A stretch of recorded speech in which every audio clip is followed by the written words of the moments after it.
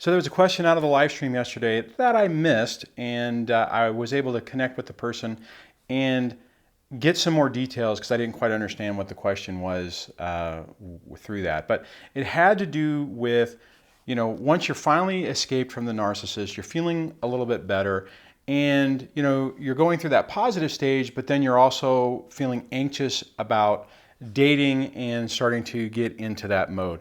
And the question was, is how did I deal with that? And actually, it's a really good question, and it's something that I did have a problem with shortly after I was out of the relationship. And part of the problem, at least for me, was that I felt that I, let's see, how do I put this? That I went through the phase of, man, I'm not going to be alone forever. I want to find somebody. I want to prove to myself and to even the ex that I could actually find somebody. Now, in my situation, it was a little bit different because of my location. It's really hard. There's not a lot of people. And where I work at the time, I was in, management, and pretty much everybody I was around either worked directly for me or indirectly for me, or I was in, some form of chain of command, which, dating, one, I'll just tell you right off the bat, if you're looking to date somebody, do not bring whatever you're doing, I'm sorry, bring your dating experience into your professional life. You don't want to mess with it. You don't even want to risk it, because if something goes wrong, and in the early stages of this, when you're still trying to recover and you're still trying to figure yourself out, there's a good chance that those early relationships are not going to be permanent. You don't necessarily want to take one situation with your ex that you're dealing with your ex-wife or ex-husband, and now you're in a situation to where you have a relationship where you work, and then if something goes wrong, it's there too. Try to keep some separation in what you're doing so that there's not cross-contamination, so to speak, with the environment. I think that's really important, and I think if you can do that, it will help your situation immensely to where you don't get yourself into trouble. But so let me look at this. So the question was, like you described last night, I feel I am feeling free and excited about life for the most part, but I'm kind of feeling lonely and craving companionship from the opposite sex. What did you do at this stage to help? Now, and there's some more, and I'll get to that in a second. But okay, so here's the first thing. What I did is I did a lot of research, and I started reading books. Like, one of the books I'd recommend a lot is that Rebuilding When Your Relationship Ends. I think that was a really important book for me because it slowed me down. It walked me through a process to really kind of heal through this whole experience, and got me in the mindset that I wasn't scared about being alone. I basically got okay with being with myself, so I wasn't lonely with myself, and then I wasn't desperate, right? And whenever that happens, whenever you basically kind of get confident in yourself, you start to attract better people, you bring better things into your life, and you're not going to be willing to settle, right? And that's really the key. So whenever you get into your next relationship, you want to be solid with your own boundaries. You want to be solid with having a good, positive relationship with yourself, so that if you get into a situation where something doesn't seem right, you're not making that compromise saying, well, I don't really want to be alone.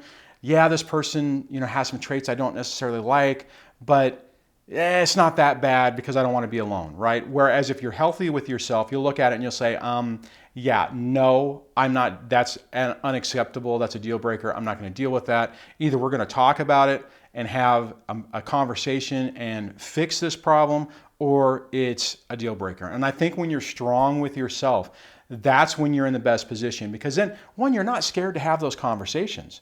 I can remember back in my relationship, there were times where I was frustrated with stuff, but I would well, do I really want to bring this up because maybe it'll destroy their marriage, right? And so all I was doing was avoiding problems and basically making things worse and not addressing issues. Whenever you're stronger with yourself and you're healthy with yourself, then you can have those conversations. And yeah, you might be sad if the relationship ends, but it's not going to be devastating, and you're not going to compromise who you are to make those decisions.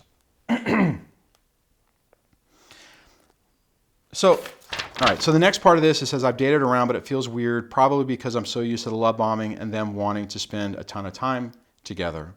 And what I would say again on that is, take it slow, right? You don't have to do anything fast. I understand being in this situation where you're lonely and you feel like you need somebody because it's scary. So what I ultimately did is I surrounded myself with people who were not romantic relationships. Now I will say that early on I did have one relationship way too soon that all kinds of red flags were going up. And there was a period of time. Now I still knew what my deal breaker points were.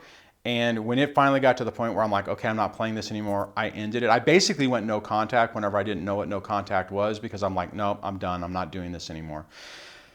Find somebody that you can go and hang out with so you have companionship that isn't tied to a relationship. Now, I understand that there are certain things you're not going to be able to do with people like that, that are, for the most part, you're not going to be able to. So, but you want to give yourself time to heal. You want to take things slow. You don't want to be, desperately looking for a new relationship to jump into. I get it, and to be honest, I'm saying this whenever I was desperately, for like that first year, feeling completely out of control because I felt trapped where I lived. I felt that I didn't have any money to go date. And it was something that I was really, really focused on, and it was negatively impacting my life. As soon as I started to calm down on that, and like I said, I read that other book, and I was starting to focus on how to make me better. I was gonna say fix me, but I guess in some ways I would change that to, I was trying to learn about how to be me, or how, who I really was. Once I made peace with all of that, and this is a really weird part, when I finally got to the point where I'm like, you know what? I'm not gonna be looking for anybody more. I'm not doing dating sites anymore. I'm not actively going out. And I've never been a bar person or anything like that, but I was making a conscious decision that I am not really looking. I know that when the time is right, it's going to happen. I'm okay with that. I was like, I'm enjoying the time by myself. I'm enjoying the time that I have with my kids. I enjoy my freedom to go out and hang out with my friends. I was feeling really great. And then it was like a month after I hit that state, that's when I met Debbie. And that's typically what happens.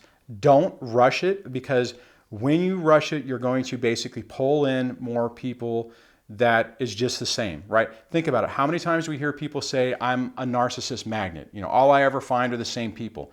That's because you have to take the time to work on yourself, to heal yourself, to where you're able to attract different people and be able to recognize people that really shouldn't be in your life. Okay, so on that, I'm going to wrap this video up. If you like this video, give it a thumbs up.